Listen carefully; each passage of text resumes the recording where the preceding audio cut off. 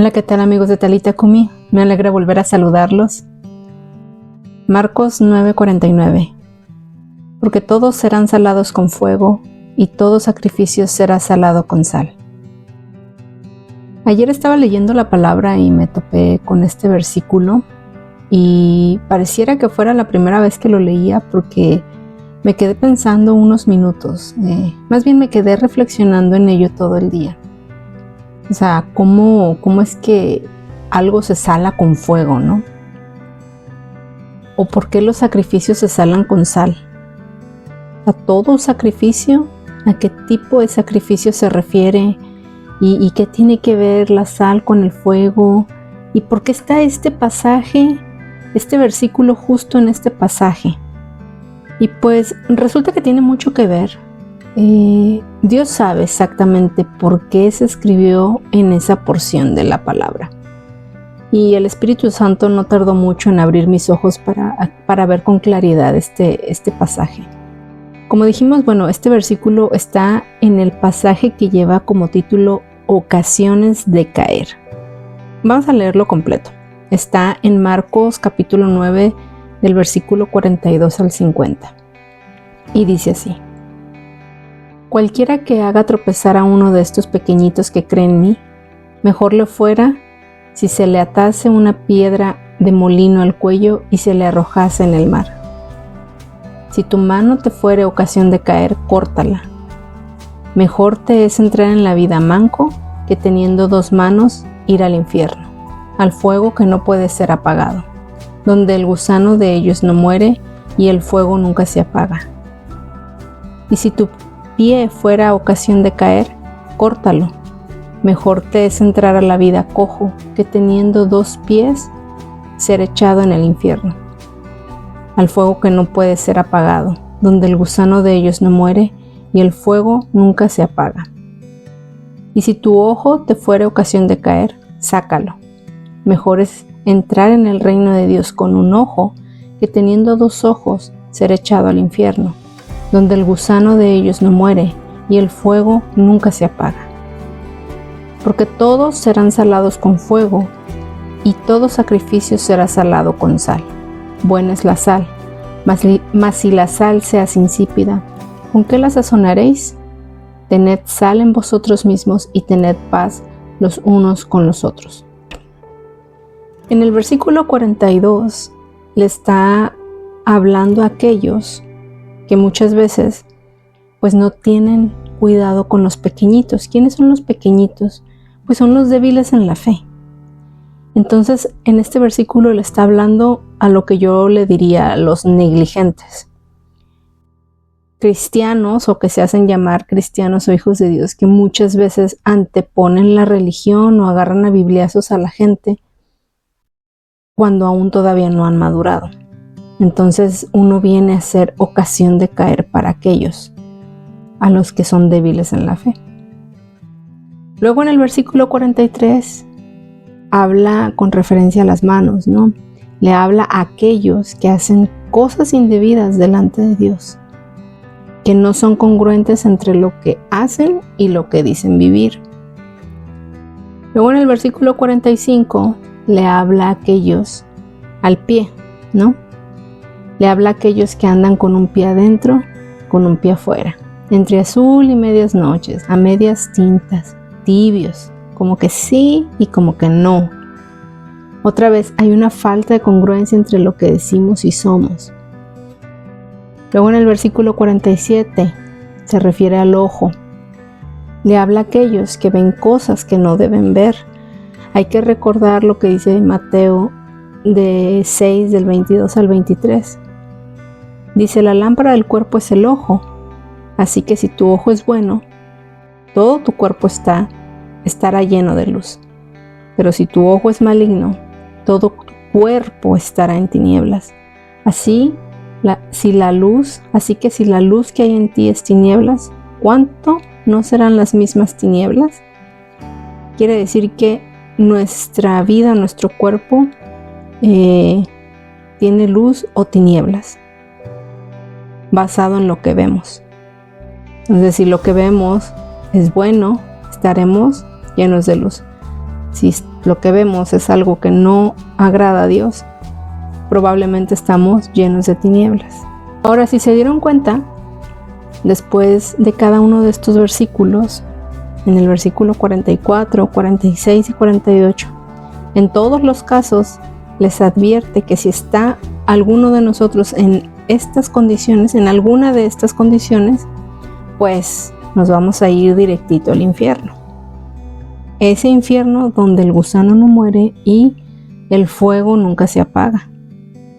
Pero también en cada caso antecede una solución. ¿Cuál es esa solución? La de cortar de nosotros aquello que nos está estorbando, ¿verdad? Entonces, yo recuerdo la primera vez que intenté leer la Biblia, la primerita vez que yo intenté leer la Biblia por mi cuenta, fue cuando yo tenía 13 años. Ya tiene bastante tiempo de eso. Y yo la abrí al azar. Y fue precisamente este pasaje el que me salió. Y pues lo empecé a leer y me asusté mucho, la verdad. Porque realmente pensaba que Dios quería literalmente que yo me sacara los ojos o que me cortara las extremidades.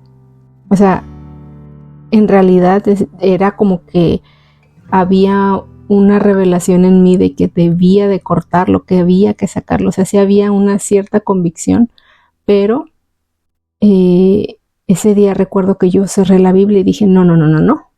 Como que esto no me gusta, no me conviene, me da miedo. Además, porque Dios querría que yo me hiciera daño, ¿verdad? Ya después comprendí que Dios habla de cortar aquello, ¿no? Aquellas acciones, aquellas actitudes, aquellas prácticas, relaciones o situaciones de nuestra vida que nos llevan a pecar. Y justo en este pasaje nos muestra esas 4 tipos de personas. Ya lo vimos: el negligente, el religioso, el sepulcro blanqueado, el címbalo que retiñe, el que pone tropiezo. El número 2 es el que hace cosas deshonestas. El número 3 es el que anda en caminos torcidos. El número 4 es el que se contamina de tinieblas por aquello que ve. Y hoy en día pues sabemos que muchos que se llaman cristianos o hijos de Dios caen o hemos caído en algunas de estas categorías. Pero mi pregunta al inicio de todo esto era: ¿qué tiene que ver todo esto con el versículo 49, ¿no? Cuando dice: porque todos serán salados con fuego y todo sacrificio será salado con sal. Ahora, la realidad es que si eres un hijo de Dios verdadero, aunque estés o hayas caído en alguna de estas categorías, tarde que temprano va a haber convicción de pecado.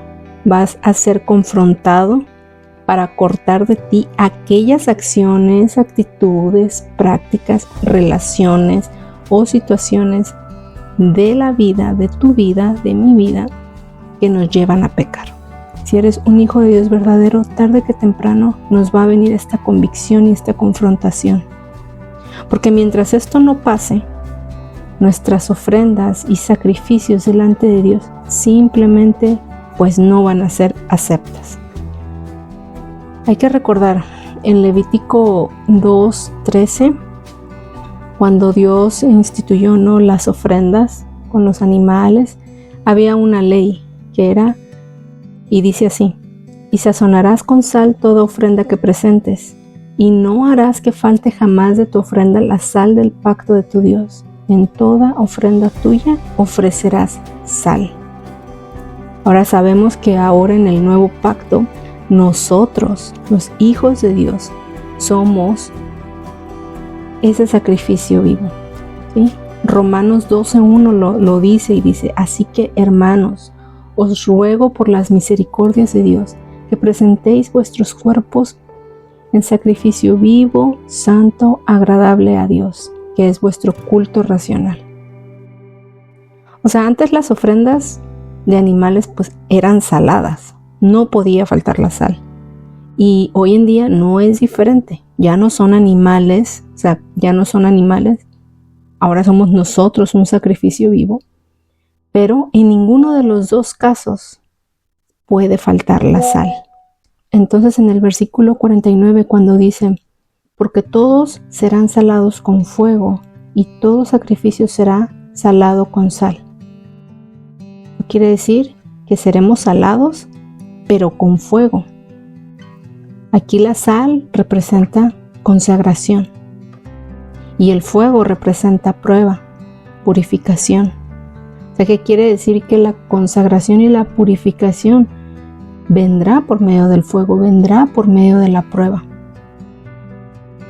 Entonces, nosotros debemos de ser salados como Dios lo manda, para presentarnos, para poder ser aptos a hacer ese sacrificio vivo, santo y agradable. Y es tanto así que Dios nos dice que nosotros somos la sal de la tierra. Y todo este pasaje cierra con el versículo 50, que dice: buena es la sal, mas si la sal se hace insípida, ¿con qué la sazonaréis? Tened sal en vosotros y tened paz los unos con los otros. A ver, la sal insípida. La sal sirve para realzar el sabor de las cosas y no se ocupa mucho, se ocupa una pizca, una cucharadita de sal, ¿no? Pero si le pones esa cucharadita o esa pizca y está insípida, por más que le eches, no sirve de nada. Es desechada. Pero ¿cómo puede llegar la sal a hacerse insípida? Pues es muy sencillo. Cuando no hay consagración, cuando no hay purificación, cuando no hay santificación. ¿Sí? Sin consagración, sin purificación, sin santificación, sin pruebas y sin cortar de nosotros aquello que nos estorba, nos lleva a ser insípidos. Entonces, lo insípido, la sal insípida es hollada. El que no atiende y no se corta aquello que le estorba, no se consagra, no se purifica, se hace insípido. Y pues el destino de aquellos que no quieren, pues ya sabemos cuál es. Entonces, nosotros al pasar por todo esto, por consagración, por purificación, por santificación, por pruebas y al cortar todo lo que nos estorba, estamos siendo salados y estamos siendo ese sacrificio vivo, salado con fuego. Y eso es lo que nos hace cumplir el propósito de Dios de ser la sal de la tierra. Y nos va a llevar al mismo tiempo a tener paz los unos con los otros. Les agradezco mucho que me hayan acompañado hasta este punto en esta reflexión. Nos vemos en el próximo video. Bye bye.